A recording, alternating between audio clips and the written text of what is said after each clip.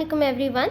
Welcome back to my YouTube channel. So today we are going to discuss The Murder of Roger Ackroyd.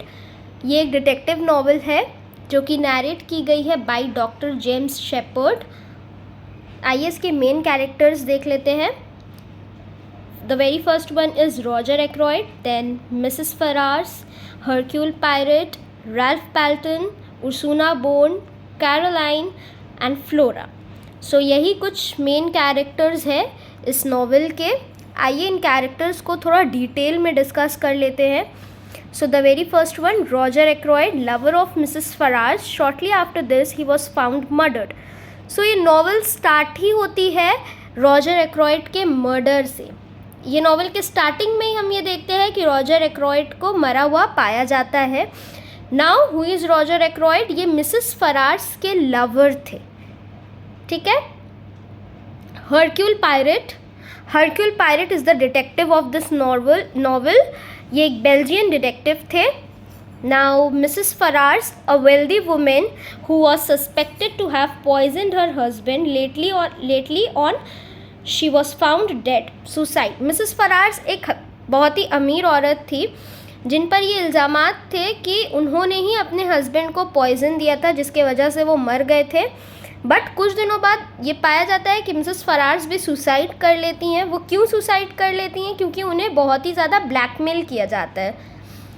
Now ये novel जब start होती है तब हम ये देखते हैं कि डॉक्टर जेम्स शेपर्ड जो ये स्टोरी नैरेट कर रहे हैं वो गए थे Roger Ackroyd and doctor James Sheppard, ये दोनों अच्छे दोस्त रहते हैं. तो डॉक्टर जेम्स शेपर्ड को इनवाइट किया होता है रॉजर एक्रॉयड ने अपने घर पर डिनर के लिए. ये सब होता है मिसेस फरार्स के डेथ के बाद. तो वो लोग डिनर वगैरह कर चुके होते हैं. तभी कुछ देर बाद doctor James Sheppard and Roger Ackroyd बैठकर बातचीत कर रहे होते हैं.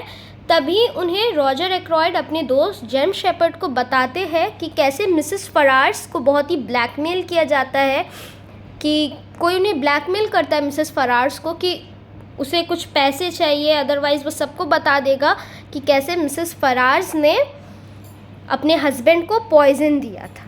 और रॉजर एक्रॉयड कहते हैं कि ये सब बात उन्हें इसलिए पता है क्योंकि मिसेस फरार्स ने मरने से पहले रॉजर एक्रॉयड को एक लेटर लिखा था जिसमें उन्होंने बताया था कि who is the one who is torturing her. तो ये सब बात वो डॉक्टर जेम्स शेपर्ड को बताते ही हैं कि कुछ देर बाद हमें ये पता चलता है कि, और जब डॉक्टर जेम्स शेपर्ड उनके घर से वापस आ जाते हैं कुछ देर बाद, तब डॉक्टर जेम्स शेपर्ड को एक कॉल आता है उनके घर से जो उनके किसी मेड ने किया होता है रॉजर एक्रॉयड के, और वो उन्हें ये बताता है डॉक्टर जेम्स शेपर्ड को कि रॉजर एक्रॉयड का मर्डर हो चुका है. तो जैसे ही जेम्स शेपर्ड अपने घर आते हैं, ये सब सुनने के बाद कि रॉजर एक्रॉयड उन्हें बताते हैं कि कैसे मिसेस फरार्स ने उन्हें एक लेटर लिखा था मरने से पहले जिसमें उन्होंने ये नाम मेंशन किया था जो उसे टॉर्चर कर रहा था पैसों के लिए, कि वो बता देगा कि उन्होंने कैसे अपने हस्बैंड को पॉइजन दिया था. जैसे ही वो घर आते हैं उन्हें कॉल आता है कि रॉजर एक्रॉयड का मर्डर हो चुका है. अब आते हैं हमारे डिटेक्टिव हरक्यूल पायरेट जिनका एज अ असिस्टेंट काम करते हैं उनके साथ डॉक्टर जेम्स शेपर्ड, ये सॉल्व करने के लिए that who has murdered Roger Ackroyd. Now the novel has began properly. Ralph Paton कौन थे? ये सन थे, ये बेटे थे रॉजर एक्रॉयड के, but he is not his own son, he was adopted. Ursula Bourne, maid of Roger Ackroyd, and later on she was married to Ralph Paton. तो ये दोनों क्या करते हैं, बाद में शादी कर लेते हैं. उर्सुला बोर्न और रैल्फ पैल्टन दोनों लवर्स रहते हैं. बट ऐसा माना जाता है, मतलब माना क्या जाता है, रॉजर एक्रॉयड चाहते थे कि फ्लोरा जो उनकी नीस थी वो उनके बेटे जो एडॉप्टेड बेटे हैं रैल्फ पैल्टन उससे शादी कर ले. बेसिकली ये दोनों एक दूसरे को उतना पसंद नहीं करते थे, बट क्योंकि रैल्फ पैल्टन और फ्लोरा दोनों रॉजर एक्रॉयड का दिल नहीं तोड़ना चाहते थे, और फ्लोरा जो है उन्हें पैसों की बहुत ज़रूरत होती थी, इसीलिए उन्होंने रॉजर एक्रॉयड का मन रखने के लिए और एक तरीके से अपनी ज़रूरत को पूरी करने के लिए हाँ कर दिया था कि हाँ मैं कर लूँगी मंगनी. सो ये दोनों बस झूठ का हाँ कर देते हैं कि हाँ ठीक है हम लोग आपस में मंगनी कर लेंगे, जो कि रॉजर एक्रोइड के मर्ज़ी के लिए होता है, लेकिन उन दोनों का दिल नहीं रहता है क्योंकि रैल्फ पैल्टन उर्सुला बॉन्ड से प्यार करते हैं और ये दोनों लवर्स रहते हैं। तो जब रॉजर एक्रोइड का मर्डर हो चुका होता है तब ये दोनों उसी रात उर्सुला बॉन्ड और रैल्फ पैल्टन भाग जाते हैं, क्योंकि रॉजर एक्रोइड उन्हें फोर्स भी कर रहे थे एक तरीके से अपनी नीस फ्लोरा से शादी करने के लिए। इसीलिए रैल्फ पैल्टन एंड उर्सुला बॉन्ड आपस में भाग जाते हैं शादी करने के लिए। तो काफ़ी बार शक इन दोनों पे भी जाता है क्योंकि जिस रात उनका मर्डर हुआ होता है उसी रात ये लोग भाग जाते हैं, मगर ये दोनों भागते इसलिए है क्योंकि इन दोनों को आपस में प्यार होता है और शादी करनी होती है। फिर कुछ देर बाद हमें ऐसा पता चलता है कि फ्लोरा पे भी बहुत शक आता है। नॉवेल में कुछ देर बाद फ्लोरा, उनकी जो नीस है, उन पे भी बहुत शक आता है।